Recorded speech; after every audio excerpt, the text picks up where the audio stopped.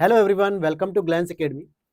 दोस्तों, UP PCS prelims 2025 का result आ चुका है और आज रिजल्ट को 3 से 4 दिन या 5 दिन भी हो चुके हैं। इस बार का जो रिजल्ट आया वो काफ़ी शॉकिंग और अनएक्सपेक्टेड था। जैसे 2024 का जो पेपर था वो अनएक्सपेक्टेड था, तो वहाँ पे कट ऑफ एक लिमिटेड थी। ये पता था कि अगर पेपर बहुत हार्ड या अनएक्सपेक्टेड आ चुका है तो कट ऑफ एक मिनिमम रहेगी, जो पता थी, और लगभग उसी के आसपास कट ऑफ भी थी। लेकिन इस बार का जब पेपर इतना ट्रिकी था, पेपर ईजी था लेकिन उसके ऑप्शन इतने ट्रिकी थे कि पेपर लेंदी हो गया, पेपर की सारी चीज़ें हो गई और बहुत सारे जो बच्चे थे जिनसे हम लोगों की बात होती रहती है, या जो सीरियस एस्पिरेंट हैं, जो एक एवरेज बच्चे थे, वो लगभग 90, 92, 85, 88, 95 ऐसे जो है कि एवरेज बच्चे हमें ज़्यादातर मिल रहे थे। और रिजल्ट की भी ये उम्मीद थी कि शायद 90 के आसपास कट ऑफ रुकेगी, लेकिन अनएक्सपेक्टेड जो है कि रिजल्ट हुआ। तो चलो बात करते हैं। एक बहुत ज़्यादा क्यूरियोसिटी थी आप लोगों में, व्हाट्सएप पे बहुत ज़्यादा क्यूरियोसिटी आई कि सर आपका रिजल्ट का क्या रहा, या निशु मैम के रिजल्ट का क्या रहा। और ये जानने का हक भी बनता है आपका कि आप जिस चैनल के माध्यम से जुड़े हुए हैं, वहाँ की अगर टीम मेंबर या वहाँ के जो टीचर अगर साथ साथ आपके साथ बैठ के प्रीलिम्स का एग्जाम दे रहे हैं या मेंस का एग्जाम दे रहे हैं, तैयारी कर रहे हैं, तो आपको अपने भरोसे को बनाए रखने के लिए जानना जरूरी है कि हम जिस पर भरोसा कर रहे हैं उनकी रणनीति और उनकी स्ट्रेटजी क्या रहती है। क्या वो पेपर दे भी रहे हैं कि नहीं, क्या वो पेपर में पास हो रहे हैं कि नहीं हो रहे हैं, क्या उनकी माइंडसेट चलती है। ब्लाइंडली फोकस नहीं करना। और मैंने हमेशा कहा है कि मैं अभी भी एस्पिरेंट के फेज में ही हूं। मैं अभी भी आप लोगों के साथ ही बैठ के एग्जाम देता हूं। एग्जाम हॉल पे बहुत सारे एस्पिरेंट ऐसे जो हमसे जुड़े हुए हैं तो मिलते हैं, अच्छा लगता है। कुछ उनसे मैं सीखता हूं, कुछ उनसे मैं जानता हूं, कुछ वो मुझसे सीखते हैं। तो ये जरूरी है कि आपके सामने भी हम अपने रिजल्ट की बात करते हैं। जैसे यूपी पीसीएस प्री 2025, मेरा रिजल्ट क्या रहा, पास या फेल, ये दो बातें हैं कि क्या मैं पास रहा, क्या मैं फेल रहा।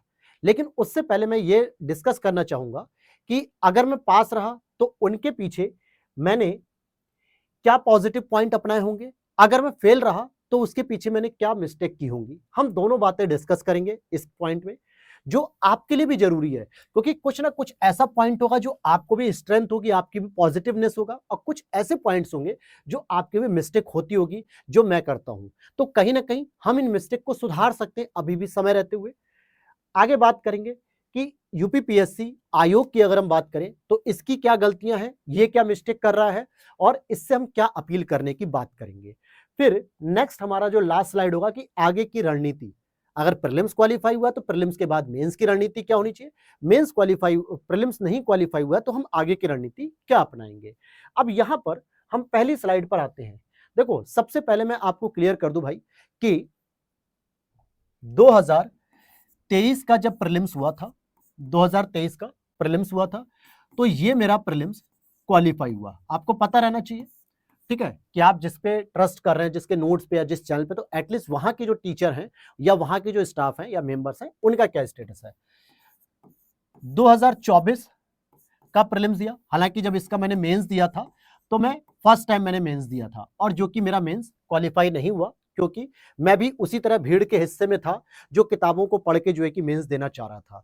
लेकिन न तो कोई अपने शॉर्ट नोट्स थे, न कोई बुलेटिन पॉइंट नोट्स थे, और ये सारी चीजें न होने की वजह से मेरा मेंस निकला नहीं। और अक्सर 90% बच्चे यही गलती करते हैं कि जब फर्स्ट टाइम मेंस देते हैं ना, तो उनको लगता है कि पहले प्रीलिम्स की तो तैयारी कर लें, मेंस तो हो ही जाएगा। लेकिन होना क्या चाहिए, मेंस की तैयारी होनी चाहिए, प्रीलिम्स तो हो ही जाएगा मेरे भाई। तो ये गलतियां जब मैंने सुधारी और मेंस के लिए 2024 के लिए पूरे प्रॉपर नोट्स बनाए, जिस नोट्स का हम नाम देते हैं लक्ष्य भेद नोट से। कहां से मिलेगा, क्या मिलेगा, सारी जानकारी बाद में, पहले मेन पॉइंट पे बात कर रहे हैं। तो लक्ष्य भेद नोट्स जब मैंने मेंस के बनाए तो एक बेनिफिट मिला मुझे कि मैं अगेन प्रीलिम्स क्वालिफाई हुआ, अगेन प्रीलिम्स क्वालिफाई हुआ।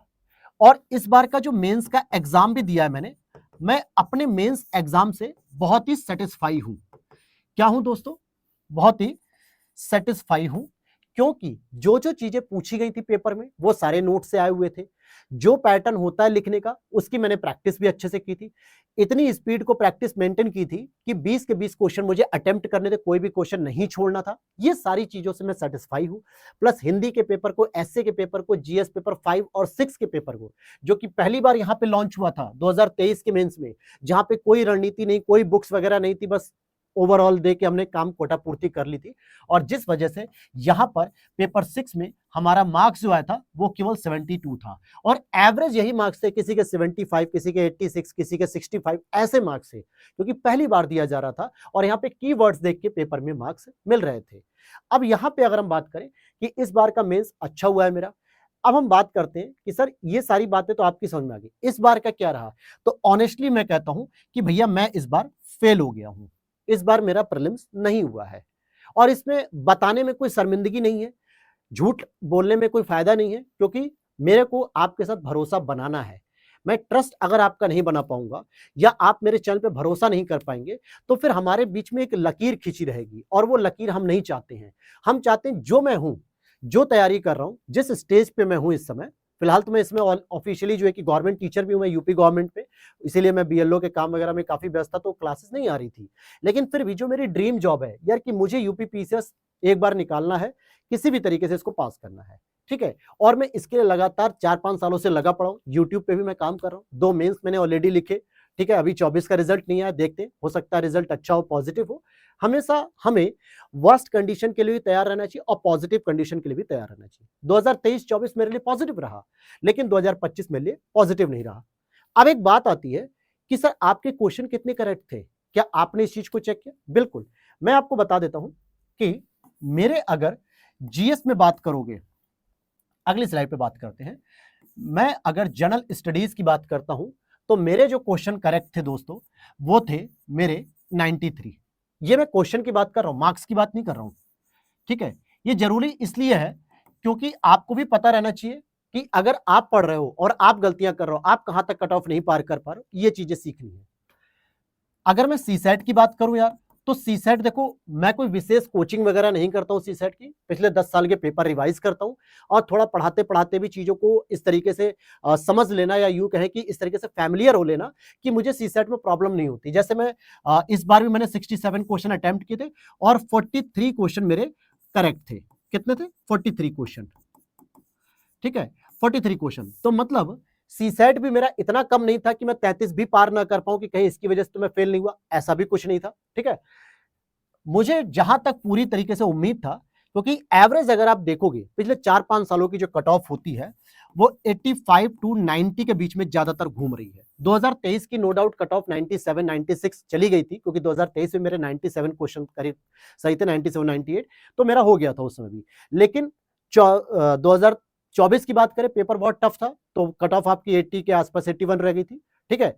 और इस बार भी ये लग रहा था कि यार कि ऑप्शन बहुत ट्रिकी बनाए गए, पेपर लेंदी है, जो सीरियस एस्पिरेंट था, जिसने तुक्केबाजी नहीं की, हवाबाजी नहीं की, वो एवरेज 130 132 क्वेश्चन ही अटेम्प्ट कर पा रहा है। जैसे मैंने भी जहां तक मुझे याद है कि 128 क्वेश्चन ही अटेम्प्ट किया था, वो भी 2 बार रीडिंग कंप्लीट की थी मैंने। कितनी? फर्स्ट टाइम रीडिंग किया और दूसरी टाइम रीडिंग करते करते पूरा टाइम निकल चुका था जीएस का।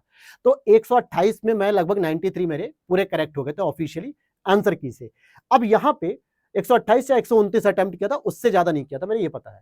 और जिनसे मेरी बात हुई, जो सीरियस एस्पिरेंट है, जो 2-3 मेंस लिख चुके हैं, इंटरव्यू से रिटर्न होके आए हैं, और भी एस्पिरेंट है, वो भी कह रहे थे कि भाई 128 130 132 129 126 यही पेपर क्वेश्चन किए गए हैं अटेम्प्ट। तो भाई 93 क्वेश्चन था, नहीं हुआ। अब यहाँ पे अभी एक वीडियो आप देख रहे होगे, एक वीडियो वायरल हो रही है, वैष्णवी करके एक नाम की लड़की है, जो यूपी पीसीएस का पेपर उन्होंने दिया, और उनके ऑफिशियली आंसर की से 99 क्वेश्चन जीएस में सही है, पहली बात, और 37 क्वेश्चन सी सेट में सही है। इनका पीएच कैटेगरी है और फिर भी इनका रिजल्ट नहीं हुआ, इनको फेल कर दिया गया है। मेरे पास एक और सोर्स से इंफॉर्मेशन आई थी, एक डीएसपी साहब हैं, ठीक है, जो सेलेक्टेड हैं पिछली साल की पोस्ट में, पिछले साल या उससे पिछले साल, उनका जो बताया गया कि 104 क्वेश्चन उनके सही हैं, ठीक है, फिर भी इनका नहीं हुआ है, ठीक है। लेकिन मैं इस सोर्स की पुख्ता वो नहीं करता कि हाँ ये बात सही है कि नहीं, लेकिन मुझे जिन्होंने बताया उनके कांटेक्ट में थे कि सर उनका भी नहीं हुआ है, सर का 104 क्वेश्चन पे भी। चलो ये भी मान लेते हैं, सब कुछ ठीक है। बस एक बात नहीं समझ में आ रही मेरे भाई, कि आखिर आयोग ने ऐसा क्या किया कि जो बच्चे इस फेज पे 99 क्वेश्चन ला रहे हैं उनका भी नहीं हुआ। अब कट ऑफ ऊपर चली गई, क्या होगी नहीं पता, सारी बातें खत्म करो।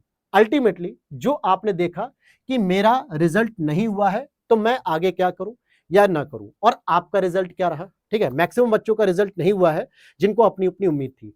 अब हम बात करेंगे एक एक पॉइंट पे कि मेरी ऐसी क्या मिस्टेक थी जो मैंने प्रीलिम्स को इस बार क्वालिफाई नहीं किया, और आपने ऐसी क्या मिस्टेक की जिसकी वजह से आप प्रीलिम्स में बाहर हो गए।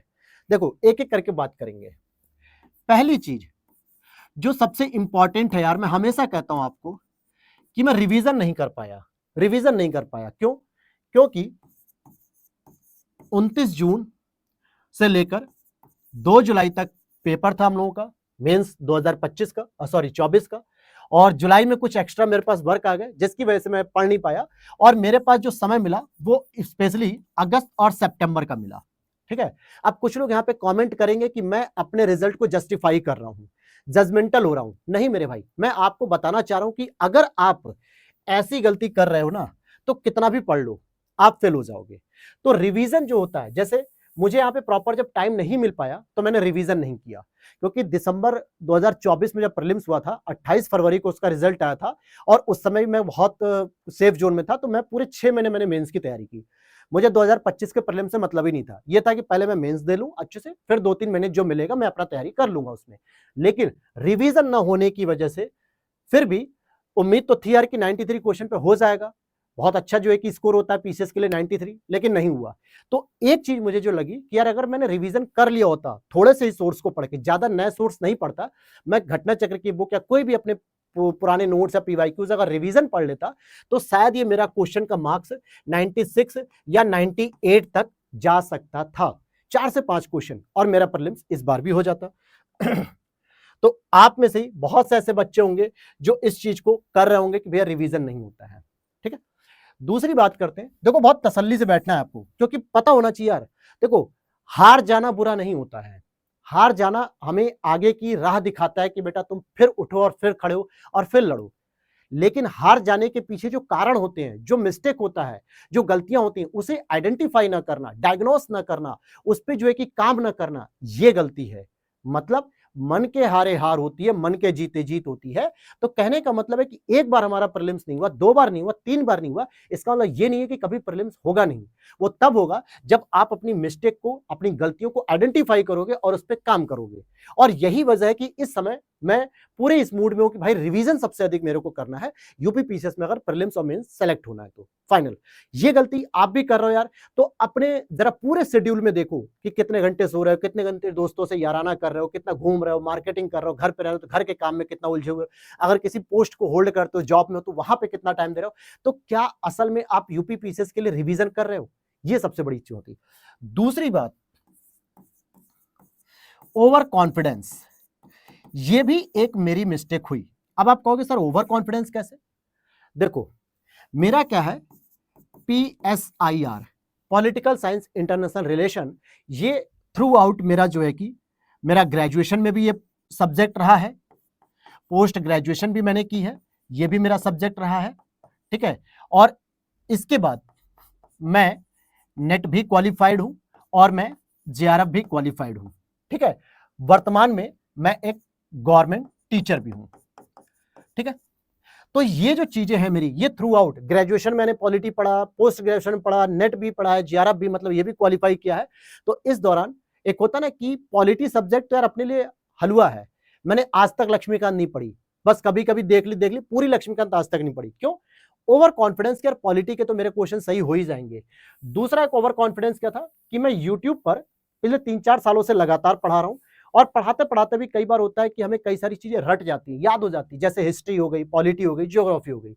लेकिन मैं आपको एक शॉकिंग न्यूज बताऊं, और हो सकता है आपके साथ भी हो रहा होगा, स्पेशली मेरे जो सबसे अधिक क्वेश्चन सिली मिस्टेक मैं कहूं, सबसे अधिक तो सिली मिस्टेक, अगर मान लो पॉलिटी में मेरे 15 क्वेश्चन आ रहे हैं एग्जाम में, तो भाई मेरा कर्तव्य बनता है कि अगर मैं इतनी पोस्ट होल्ड कर रहा हूं, graduation, post graduation, net, JRF सब चीज मैंने कर रखा पॉलिटी से, तो मेरे 15 के 15 सही हो जाने चाहिए।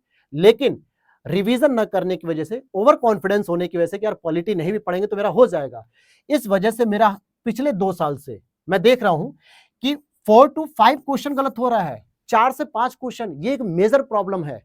4 से 5 क्वेश्चन गलत हो जाना, भाई 4-5 तो ये गलत हो रहा है, फिर एक और अपने साथ में ले जाएंगे, तो मुझे क्या फायदा मिला? कोई फायदा नहीं मिला। Over confidence.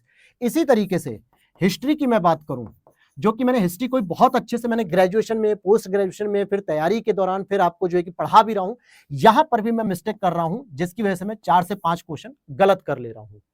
तो कहने का मतलब क्या हुआ कि अगर आपकी सिली मिस्टेक्स कम नहीं हो रही है मेरे भाई, तो आप नहीं पास होगे। सिली मिस्टेक को कम करना, ये कैसे हो रही है? ये उन्हीं सब्जेक्ट में ज्यादा होती है जिन पे आप ज्यादा ओवर कॉन्फिडेंट होते हो, जिनमें आप ज्यादा काम नहीं करते हो, रिवीजन नहीं करते हो, आप सोचते हो यार हो जाएगा, कोई दिक्कत नहीं, टेस्ट सीरीज वगैरह से हो जाएगा। 2 मिस्टेक। तीसरी मिस्टेक मैं आपको बताता हूं, टाइम न मिलने की वजह से मैंने कोई भी टेस्ट सीरीज प्रॉपर नहीं लगाई, कोई भी टेस्ट सीरीज प्रॉपर नहीं लगाई। इसका मतलब क्या था? टेस्ट सीरीज एक मार्केट से उठाना या किसी कोचिंग की ज्वाइन करना और लगा लेना, ये टेस्ट सीरीज लगाने का तरीका नहीं होता। जब तक आप 10 ही टेस्ट सीरीज लगाओ, लेकिन उसको 2 से 3 बार रिवीजन करो कि जिस भी कोचिंग इंस्टीट्यूट की आप टेस्ट सीरीज कर रहे हो, उसने जो क्वेश्चन रखे हैं, उनके जो एक्सप्लेनेशन दिए हैं, जो आपने फैक्ट को याद किया है या जो कॉन्सेप्ट को आपने रिवाइज किया है, नया करंट अफेयर्स आपने तैयार किया है, क्या ये चीजें आपने रिवाइज की है कि नहीं किया? अगर प्रॉपर टेस्ट सीरीज नहीं लगाई है तो आप में कॉन्फिडेंस नहीं आता है।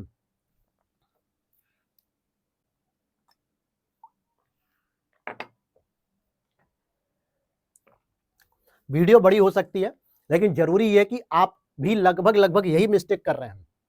90% की अगर आप भीड़ में शामिल हैं तो एक ओवर कॉन्फिडेंस होगा, दूसरा रिवीजन नहीं कर रहे होगे, टेस्ट सीरीज नहीं लगा रहे होगे, अगर लगा भी रहे होगे तो बस 2-4 लगा ली, 10-12 लगा ली, 15 लगा ली, 20 लगा ली, लेकिन रिवीजन नहीं कर रहे हो तो आपकी टेस्ट सीरीज लगाने का कोई मतलब नहीं निकलता है। ये 3 मेजर मिस्टेक हैं, 3 मेजर मिस्टेक हैं। चौथा चौथा जो मैंने देखा कि यूपीपीसीएस जो पीवाईक्यूज हैं, इनके कुछ बेसिक टर्म्स होती हैं, इनमें कुछ बेसिक पैटर्न होता है, उनको ठीक से जो है कि रिवाइज ना कर पाना। हालांकि इस पे तो मैंने काम किया है, चलो मैं इसको हटा देता हूं, क्योंकि पीवाईक्यूज तो मैं अक्सर पढ़ता रहता हूं, तभी मुझे पता रहता है कि भाई किस तरीके के टॉपिक आते हैं। लेकिन ये 3 मेजर मेरी मिस्टेक थी। अब सोचो, जो एस्पिरेंट अगर अपनी तैयारी में रिवीजन नहीं कर रहा है तो क्या वो क्या कर रहा है? वो कंटेंट को बढ़ा रहा है। हालांकि मैं तो कंटेंट भी नहीं बढ़ा रहा था, मैं तो लिमिटेड चीजों को ही पढ़ रहा था, क्योंकि टाइम ना होने की वजह से मेरे पास इतना टाइम नहीं था। लेकिन मेरी जो गलती हुई कि यार कम से कम मुझे रिवीजन रोज करते रहना चाहिए, 2 घंटे 2.5 घंटे। रिवीजन नहीं था तो चीजें दिमाग में आ रही हैं, एग्जाम हॉल में आ रही हैं, लेकिन मिस्टेक हो रही है। एक कॉमन सी मिस्टेक बताऊं, पेपर में पूछा था, याद होगा पूना पैक्ट, याद है ना? पूना पैक्ट क्रोनोलॉजी लगानी थी, सविनय अवज्ञा आंदोलन। मुझे पता है कि 1934 में सविनय अवज्ञा आंदोलन पूरी तरीके से कंप्लीट कर दिया गया था, 1932 में हालांकि स्थगित कर दिया गया था, लेकिन महात्मा गांधी ने 1934 में ऑफिशियली पूरी तरीके से सविनय अवज्ञा आंदोलन को समाप्त किया। और मैं पूना समझौते और सविनय अवज्ञा आंदोलन में डिस्प्यूट हो गया, मतलब कंफ्यूज हो गया, और वो क्वेश्चन मेरा गलत हो गया। ये क्या था? ओवर कॉन्फिडेंस था, रिवीजन नहीं था, घटनाओं का क्रम याद नहीं आ रहा है एग्जैक्ट। ऐसी घटना नहीं थी जो मैंने नहीं सुनी थी, ऐसी एक क्वेश्चन पॉलिटी में मेरा मिस्टेक हुआ। तो कहने का मतलब है कि ओवर कॉन्फिडेंस आप जिस सब्जेक्ट में है, स्पेशली अपने ऑप्शनल में, जिसको आपने ग्रेजुएशन थ्रू आउट पढ़ा है और आपको लगता है मैं कर ले जाऊंगा, चाहे वो इकोनॉमी हो, ज्योग्राफी हो, साइंस हो, हिस्ट्री, पॉलिटी, कोई भी हो, मिस्टेक होती है। फिर टेस्ट सीरीज फॉलो ना करना। तो अगर आप ये भी चीजें कर रहे हो ना, तो इनको रोको, अभी इस पे जो है कि काम करना शुरू करो। देखो वीडियो लंबी होगी, क्योंकि मैं अभी बता दूं, ये इसलिए नहीं है कि केवल बस मेरा रिजल्ट जानना था, जरूरी ये था कि आपके पास भी अगर ये गलतियां हो रही हैं तो आप उन्हें कैसे सुधारोगे। दूसरी अगर मैं बात करूं कि मेरी पॉजिटिवनेस क्या है, जैसे कॉन्सेप्ट को अंडरस्टैंड कर लेना, मतलब कॉन्सेप्ट अगर कोई भी है, तरीके का है या जो भी चीज है, तो कॉन्सेप्ट को जो है कि अच्छे से समझना। दूसरा, टॉपिक को इंटीग्रेट करना, टॉपिक इंटीग्रेट करना, मतलब अगर मैं किसी भी टॉपिक को पढ़ रहा हूं तो उस टॉपिक को और भी चीजों से क्या करता हूं, एक तरीके से समराइज करता हूं और आपस में उनकी कनेक्टिविटी के साथ उन चीजों को समझता हूं। इससे क्या होता है, मैं एक ही जगह पे अगर एक टॉपिक पढ़ रहा हूं तो उससे रिलेटेड जितने भी पहलू होते हैं वो सारी की सारी चीजें तैयार हो जाती हैं।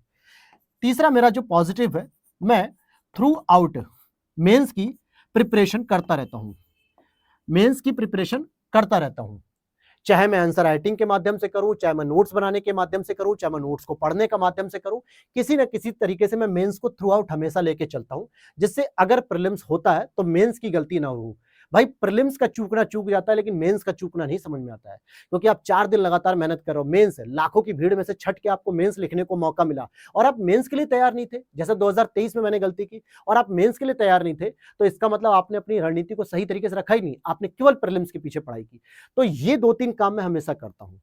चौथा अगर मैं बात करूं, जो पॉजिटिव कह सकते हो कि यार मैं यूट्यूब पर आपके लिए क्लासेस को लेकर आता हूं और नोट्स मेकिंग करता हूं, नोट्स भी बनाता हूं। तो क्लास लेने और नोट्स लेने बनाने से क्या होता है, पहली चीज कि क्लास लेने से क्या होता है कि बोलने की हैबिट होती है, स्टेज पे खड़े होने पे जो है कि जैसे 20-25 लोगों के सामने अगर बात करनी है, इंटरव्यूअर के सामने बात करनी है, किसी बड़े अधिकारी से बात करनी है, तो जो दिमाग में हेजिटेट होता है, बॉडी पूरी कंपन करने लगती है, बॉडी ऐसा लगता है कि सुन्न हो रही है, ठंडी पड़ रही है, क्योंकि आज से पहले आपने कभी इस तरीके की चीजों को फेस नहीं किया है, कैमरे को फेस नहीं किया है। तो ये चीजें मेरी पॉजिटिव है कि भाई मैं इजिली जो है कि आप लोगों के साथ बात कर लेता हूँ, डिस्कस कर लेता हूँ, क्लास बनाता हूँ, प्लस नोट्स बनाता हूँ, तो जिससे बहुत सारी चीजें मेरी रिवाइज होती हैं। लेकिन इस स्तर पे जो रिवीजन होना चाहिए था पेपर से पहले, ये चीजें मेरी नहीं हुई, इस वजह से मेरा रिजल्ट क्या रहा, फेल हो गया।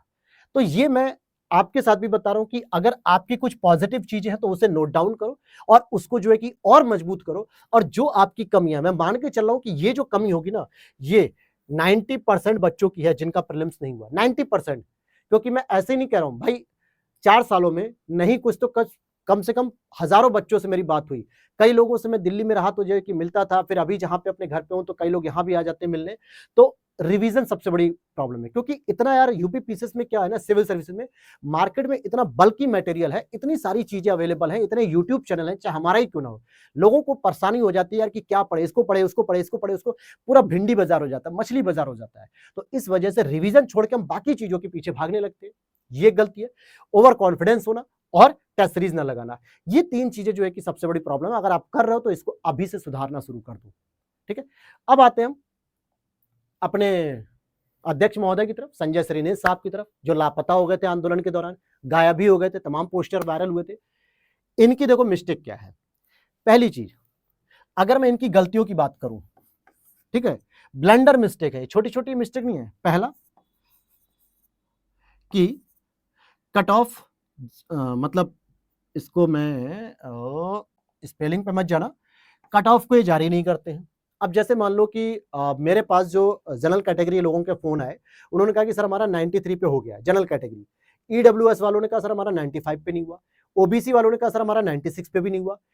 एससी कैटेगरी वालों का जो मेरे पास एडमिट कार्ड आया रोल नंबर के साथ, जैसे कुछ लोग होता है कि अपना प्रूफ के साथ देते हैं कि सर आप यकीन मानिए कि हमारा हुआ है, ताकि हमें आप गाइडेंस दे सके, लेकिन मेरा ऐसा कुछ मानना नहीं होता है। भाई अगर आपका हुआ है तो आप स्पेशली मुझसे अगर पर्सनली बता रहे हो तो आप अपने आप झूठ थोड़े बोलोगे, सच बोलोगे। अगर आप झूठ बोल भी लोगे मेरे सामने अपनी वैल्यू बढ़ाने के लिए, तो उसमें मेरा कुछ नहीं जा रहा, आपका जा रहा है। तो इसलिए जो बताओगे सच बताओ। तो कुछ लोग क्या होता है एडमिट कार्ड के साथ स्क्रीनशॉट भेजते हैं प्रूफ के तौर पे। एससी कैटेगरी में एक लड़की है जिनका 85 पे हो चुका है, ठीक है, प्रीलिम्स हुआ।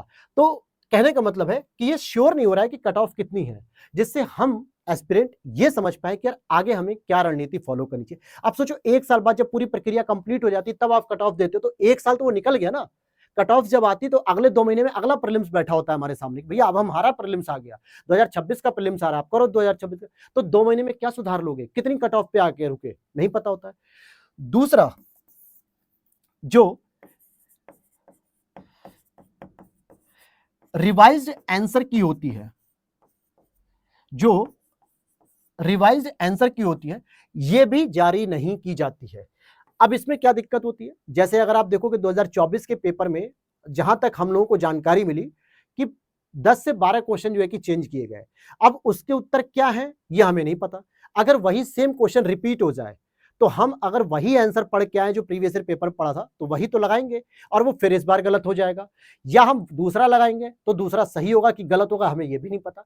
तो रिवाइज्ड आंसर की एटलीस्ट आयोग को जारी करनी चाहिए, जिससे हमें पता लगे यार कि हमने जो 2-3 क्वेश्चन गलत किए 2025 के प्रीलिम्स में, अगर वो सेम क्वेश्चन रिपीट हो जाता है, और होता ही है, यूपीएससी नहीं है कि रिपीट नहीं होता, यूपीएससी भी रिपीट करता है, यूपीपीएससी में तो 10-10 12-12 क्वेश्चन रिपीट हो जाते हैं। तो भाई वहां पर अगर सेम स्टेटमेंट और सेम क्वेश्चन आ रहा तो हम वहां पे आंसर क्या लगाएं, ये तो आयोग एटलीस्ट कंफर्म करे। ये चीज हो गया। तीसरा, जैसे आप अगर देखोगे तो जो ओएमआर होती है, जो ओएमआर एक आयोग के पास होती है, इसे जो है कि ऑनलाइन वेबसाइट पे जो है कि डाल दिया जाए, पोस्ट कर दिया जाए, जिससे ये पता रहे कि जो ओएमआर चेक की गई है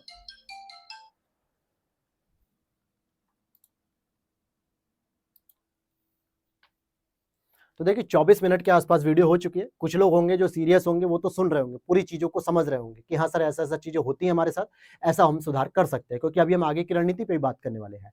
लेकिन कुछ लोग जो केवल कोटा पूर्ति करने के लिए आए होंगे, तो वो अब तक जा चुके होंगे, तो मुझे उससे फ़र्क नहीं पड़ता। तो देखो, ये 2-3 चीज़ें हैं, एट लीस्ट आप 2 काम करें यार, आयोग से मेरी यही बात है कि भाई 2 काम करो, एट लीस्ट कट ऑफ तो जारी कर दो। आंसर की आई, आपने रिजल्ट दे दिया, तो आप ये भी बता दो कि हमने जो 11-12 हज़ार बच्चे लिए वो कितने कट ऑफ पे लिए, ताकि बच्चों को पता रहे कि भाई मेरा ऑफिशियली आंसर की से इतना था। अब जैसे मैं अपनी बात करूँ 93 मेरे सही थे, पता तो चले कि 97 पे हुआ है कि 96 पे हुआ है ओबीसी कैटेगरी का। जनरल वालों का पता चले, जैसे 2-3 फ्रेंड है जिनके 89, 90 थे और उनका भी नहीं हुआ, तो उन्हें तो पता चले कि कितना है, तो उस हिसाब से वो अपने 4-5 क्वेश्चन को और इंक्रीज करने का प्रयास करें। एक और जो इनकी मिस्टेक है, जो सबसे बड़ी मिस्टेक होती है, कट ऑफ हो गई, रिवाइज आंसर की हो गई, ओएमआर हो गई, और जो ऑफिशियली संजय सरनेज जी ने खुद कहा था कि हम 15 गुना छात्रों को बुलाएंगे। 2024 में तो बुलाया गया 15 गुना, लेकिन क्या इस बार 920 पोस्ट के लिए जो 11,700 कुछ लोग जो है कि आए हैं, ये सही मायने में देखा है तो 11% से लेके 12% के बीच में है। अभी आयोग को 15 गुना बुलाना अगर होता तो लगभग ये 3 से 4,000 बच्चों को और बुलाते, तो ऐसे बच्चे जो 96, 95 बॉर्डर पे होते ना, उनका भी प्रीलिम्स हो चुका होता, तो एटलीस्ट उन्हें मेंस लिखने का मौका मिलता। तो जो यार 15 गुना की बात की गई है, पहले तो 18 गुना बुलाया जाता था 3-4 साल पहले, नहीं 5-6 साल पहले 18 गुना आता था, फिर उसके बाद घटा के 13 गुना किया गया, फिर संजय सरनेत ने इसको 15 गुना कर दिया। लेकिन अभी क्या हुआ, इस बार भी जो है कि 11 से 12% के बीच में रोक दिया, तो 3% क्यों नहीं है। और मैंने अभी एक वीडियो देखी थी, इलाहाबाद के जो अनुसचिव हैं, उनको ज्ञापन दिया गया इन सब चीजों को लेके कि ओएमआर जारी करो, कट ऑफ जारी करो। उन्होंने क्या कहा कि बच्चों का जो हम रिजल्ट चेक करते हैं, प्रीलिम्स की कॉपी चेक करते हैं, जो आयोग का मानक है उसको भी वो पूरा नहीं कर पाते, इसलिए उनको जो है कि नहीं कंसीडर किया था। तो मेरे भाई, आयोग का जो मानक है वो तो 40% है ना, वो क्या है 40% है, कि 150 में से एटलीस्ट 40% क्वेश्चन आपके सही होने चाहिए। और कितना होगा 150 का, अगर आप 40% निकालते हो तो 15 चौक 60, 60 क्वेश्चन जिसके सही हो या 60 से नीचे होंगे उनको हम कंसीडर नहीं करते, उनकी कॉपी नहीं चेक होती, ये आयोग के नियम के अनुसार है। तो मैं कह रहा हूं भाई, ऐसे भी तो बच्चे जिनके 80, 90, 92, 85 वगैरह सब तो हैं, तो आप इनमें से उठा लो ना 3 गुना, आपको क्या जरूरत है कि आप पूरा का पूरा बात कर रहे हो। तो ये एक मिस्टेक है, ठीक है। ये 3-4 चीजें हैं। अब आयोग से अपील क्या है भैया, आयोग से अपील यही है कि साहब, आप एक कॉन्स्टिट्यूशनल बॉडीज हो, आप हमारे पेपर में एथिक्स भी पढ़ाते हो, तो एटलीस्ट पहले खुद एथिक्स का पालन करो। और एथिक्स का जो सबसे बड़ा मूल मंत्र होता है कि वैल्यू में ट्रांसपेरेंसी होनी चाहिए, जो सबसे बड़ा मूल मंत्र है कि सर ट्रांसपेरेंसी होनी चाहिए, ठीक है। कम से कम यार पारदर्शिता तो दिखाओ। अपना खुद आप ब्यूरोक्रेट्स हो एक बड़े स्तर के, एक आप संवैधानिक पद को होल्ड करते हो, और आप इतना डर रहे हो कि हम कट ऑफ को ना बताएं, तो कम से कम महाराज ट्रांसपेरेंसी दिखा दीजिए कि हाँ भैया इतना कट ऑफ गया है, अगर आप इसके अंदर हो तो आ जाओगे, बाहर होगे तो आप बाहर होगे, अगली बार तैयारी कर लो। ये एबिलिटी को लक में मत बदलिए कि बाई लक आपका प्रीलिम्स हुआ, बाई लक आपका प्रीलिम्स नहीं हुआ। भाई 99 की उस लड़की का नहीं हुआ, 104 पे नहीं हुआ एक लोगों का, 95 पे नहीं हुआ, बाई लक का क्या खेल है भाई। यहां कोई हम निरंकुशता के शासन में थोड़े रह रहे हैं कि हमने एक बाल्टी में पर्ची डाली, उठाया, जिसका नाम आ गया वो हमारा राजा हो गया। ये थोड़े शासन चल रहा है। एटलीस्ट ट्रांसपेरेंसी दिखाइए। दूसरा, जैसे अदर स्टेट पीसीएस है, जैसे बिहार पीसीएस हो गया, एमपी पीसीएस, उत्तराखंड पीसीएस करते हैं, आप भी कट ऑफ जारी कर दीजिए ना। आप क्यों दाल में काला रखने की बात करते हैं। पिछले कई सालों से आयोग की छवि धूमिल की जा रही है, आयोग के कुछ अधिकारियों के द्वारा, कर्मचारियों के द्वारा ऐसे काम किए जा रहे हैं जिसकी वजह से आयोग की धूमिल हो रही है छवि। तो आप उस छवि को बनाए रखने का प्रयास कर सकते हैं, एक अच्छा एग्जाम्पल सेट कर सकते हैं कि हाँ, हमारे समय से, हमारे अध्यक्षता में कट ऑफ भी जारी शुरू होने लगी, ट्रांसपेरेंसी भी होने लगी। और तीसरा, रिवाइज्ड आंसर की जो है उसको जो है कि एटलीस्ट हम जारी करें। चौथा, कि कम से कम जो 15 गुना छात्रों का नियम आपने खुद बनाया है उसे एटलीस्ट पालन कर लीजिए। ये अपील है हमारी ग्लैंस एकेडमी की तरफ से कि एटलीस्ट इस काम को जरूर करिए महाराज। ट्रांसपेरेंसी ही जरूरत है। जब आप ही लोगों से हम सीखेंगे यार ट्रांसपेरेंसी कोई जरूरत नहीं है, तो क्या हम लोग जब सिविल सर्विसेज में फॉलो करेंगे, सिविल सर्वेंट्स बनेंगे, क्या एथिकल वैल्यूज को हम फॉलो करेंगे? हम तो वही सोचेंगे यार कि हमें तो खुद ट्रांसपेरेंसी का नहीं बताया गया, तो हम लोगों को क्या बताएं, हम जनता को क्यों डिलीवर करें सर्विसेज। तो ये एक लैंडमार्क आप एग्जाम्पल मत सेट करिए, आप ट्रांसपेरेंसी लाइए इन चीजों में। तो ये हमारी आयोग से अपील है। अब बात करते हैं आगे की। आगे की रणनीति क्या होनी चाहिए। क्या होनी चाहिए भैया, देखो दो बातें, हालांकि इस पे मैं एक डिटेल विस्तार से अलग वीडियो बनाऊंगा क्योंकि ऑलरेडी अभी आधे घंटे की वीडियो हो चुकी है। टॉपिक था छोटा सा कि रिजल्ट क्या रहा। अच्छा, एक और बात आप लोगों के दिमाग में आ रही होगी कि सर निशु मैम का क्या रहा। ठीक है, देखो ऑनेस्टली बताएं तो जब मैं अपना रिजल्ट डिक्लेयर कर सकता हूं कि भाई फेल हो गया हूं, तो इनका भी बताने में कोई दिक्कत नहीं है। लेकिन जो सबसे बड़ी प्रॉब्लम रही कि हेल्थ इश्यू होने की वजह से मैम ने पेपर ही नहीं दिया।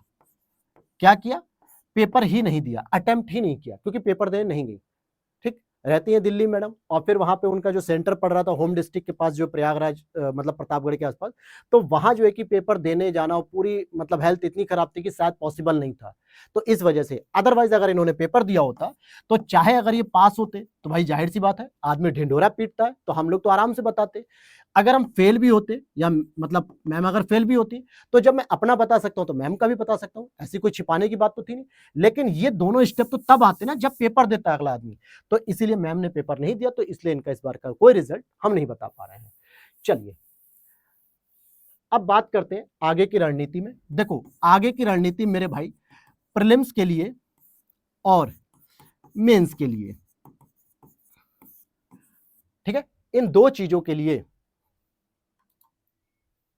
सबसे पहले आप हमारे YouTube चैनल पे आएंगे, ग्लैंस एकेडमी ऑफिशियल पे, और यहां पर आओगे तो मैंने कुछ क्लास वीडियो पोस्ट की थी जिसे आप लोग जरूर देखो। ये रहा यूपीपीसीएस 2026, यूपीपीसीएस 2026 प्रीलिम्स और mains book list and notes है, इसके बारे में बात की थी। और उसके बाद ये वीडियो आपको जरूर देखनी है।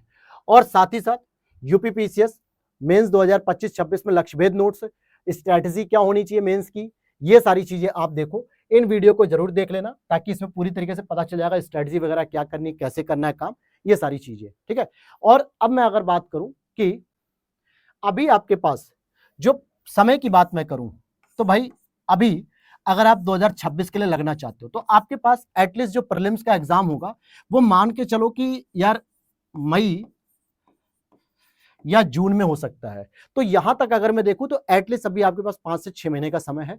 अब इसी में हमें प्रीलिम्स के लिए भी दिमाग लगाना है, थोड़ा थोड़ा पढ़ाई करते रहना है, और मेंस जो कि सबसे इंपॉर्टेंट स्टेज होता है यार, इसको स्किप नहीं कर सकते।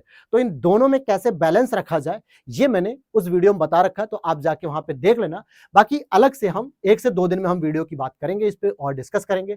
और मेरे भाई क्लास ऑलरेडी यूट्यूब पर आ चुकी है, घटना चक्र परिणाम शॉर्ट नोट्स की, वो आप जाके देख लेना। मॉर्निंग में सुबह 9 बजे के आसपास मैंने पोस्ट की थी। ठीक है, तो उम्मीद करता हूं सारी चीजें थोड़ी थोड़ी क्लियर हुई होंगी। और आगे की जो भी रणनीति आप जानना चाहते हैं, जो भी आपके डाउट हो, प्लीज कमेंट सेक्शन में कर दीजिएगा, मैं वहां पे रिप्लाई दे दूंगा। और जल्दी हम लोग अब यूट्यूब सेशन को शुरू करते हैं, लाइव सेशन में, जहां पे आप अपनी क्वेरीज रखें, वहां पे मैं आपको कुछ रिप्लाई दे सकूं, कुछ मैं आपसे सीखूं और आप कुछ मुझसे सीखें।